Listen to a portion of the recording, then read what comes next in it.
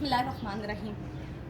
ईद उल फ़ितर के मौके पे मैं आज सिर्फ ये पैगाम देना चाहूँगी कि इस वक्त पूरी दुनिया में कोरोना वायरस की वजह से लॉकडाउन है, लेकिन हम लोगों ने अपने अपने घरों में रह के क्वारंटीन में हम लोग सब लोगों ने ईद मनाई है।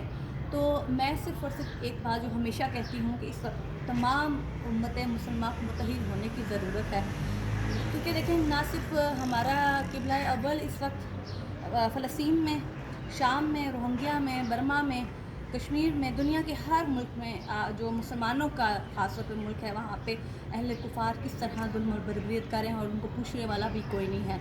हम लोग तो बड़े खुश नसीब हैं कि हम एक आज़ाद मुल्क में रहते हैं और यहाँ पे हम आज़ादी के साथ आज ईद उल फ़ितर का दिन जो है वो मना रहे हैं। इसी तरह हमें माशरती तौर पे, माशी तौर पे और मजहबी तौर पे हम लोगों को आज़ादी हासिल है।